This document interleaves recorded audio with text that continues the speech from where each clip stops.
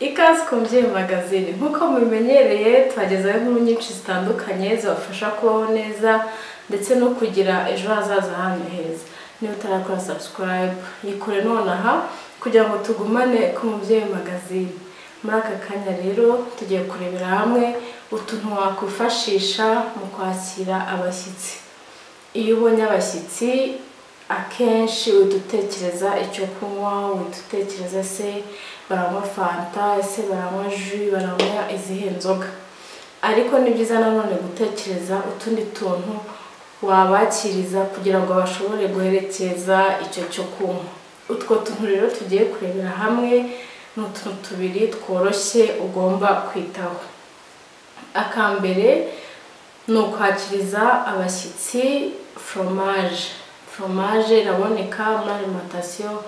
Fromage imara igihe kinini, amafaranga igura rwose ntabwo yakuza kwakira abashyitsi kuko imara igihe bitewe n'uburyo uyifata, bitewe n'uburyo ugiye kwakira abantu uko bangana, bitewe n'abantu mufite mu rugo. Fromage imara igihe kinini, ntabwo ari ikintu gishira vuba wenda ngo uvuge uti ibihumbi 3 cyangwa 4 ngiye kwigura ndaba mpombye. Oya, ibihumbi 3 byagufasha kwimarana igihe kinini, mukayirya mu rugo ndetse mukakiriza n'abashyitsi igihe mubabonye. Ikindi kintu cya kabiri rero ni ubunyobwa. Ubunyobwa nabwo buroroshye kububona, hari aho babucuruza bukaranze, biroroshye cyane, ndetse nawe ushobora kubugura ukabwikarangira n'ibintu byoroshye. Ni byiza rero kwakira abashyitsi wifashishije utu tuntu tubiri, fromage ndetse n'ubunyobwa, kuko bifasha mu biganiro, bifasha mbese kubona umuntu yisanze mu rugo, yisanzuye mu rugo. Kuko hari igihe yaba ari icyo kunywa gusa usanga umuntu yumiye ku kirahure cyangwa se ku icupa, ukabona ntabwo mbese hari mood nziza cyane, ntabwo mu nzu hashyushye bitewe n'abashyitsi ufite. Ariko iyo harimo utuntu two kurya biroroha, mbese ubona hari ambiance nziza mu nzu. Niyo mpamvu rero nifuje kubasangiza kugira ngo tumenye uko tugomba kwakira abashyitsi, bisange mu rugo, mbese bumve bameze neza. Ubu rero tugiye kureba uburyo itegurwa fromage ndetse n'ubwo bunyobwa mu gihe ugiye kwakira. Hano rero dufite fromage ko yaribitse, murabona ko yakozweho.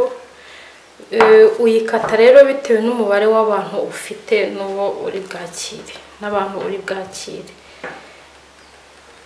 kugira ngo ikomeze ibikike neza. Nikata gutya, hanyuma no namara guhitamo agace ndi bukoreshe nkayihata, kino gikomeye nkagikuraho.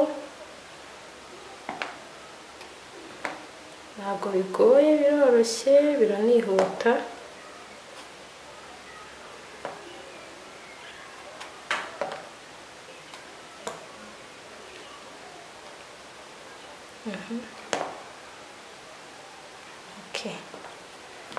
Hariho rero n'abantu badakunda gukata bino bihu, ariko ngenda bikata kubera ko biba bikomeye. Hanyuma rero bagakata gutya mu duce dutoya.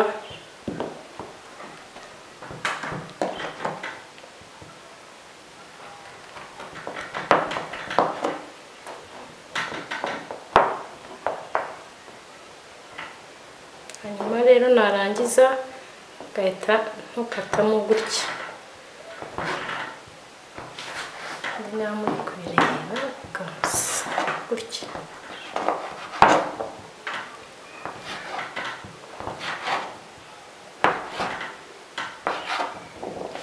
Murabona ko twaduce rero ngutu,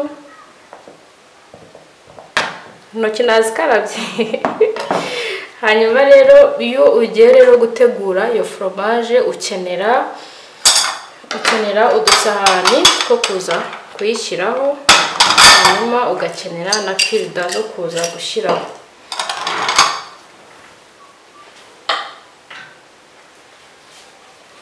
Hanyuma rero gutegura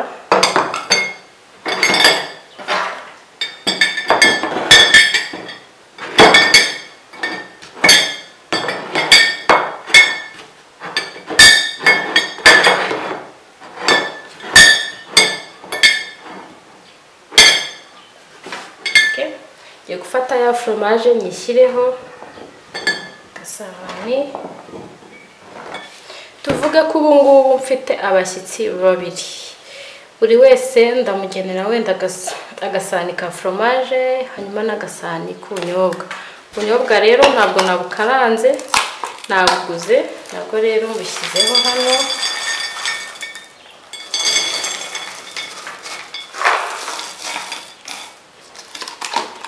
Hanyuma nshyizeho n'akayiko k'ubunyobwa.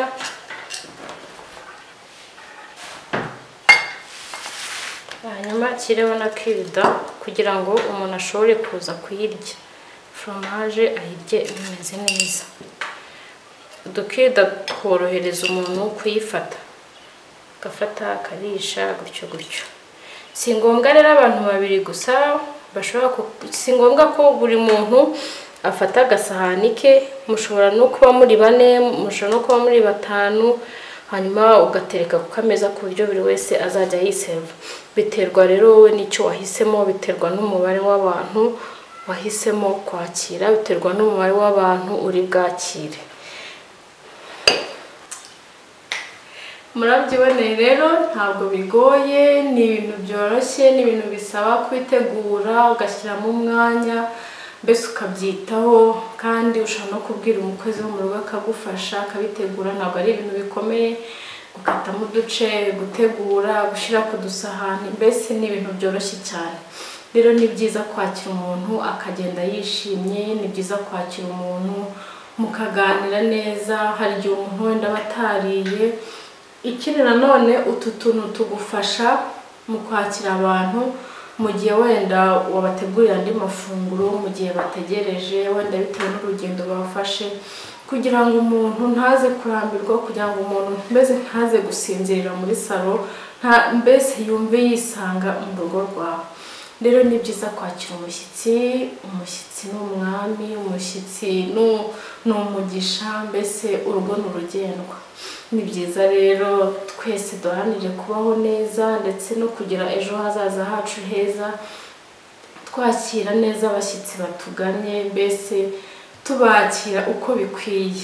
Ni byiza rero buri wese ndamwifuriza kubigira iwe aho atuye. Mbese wenda n'umuntu nakubwira ati mfite abashyitsi, ese ushobora kumfasha umwibutsa uti se ufite ka fromage ndetse n'ubunyobwa.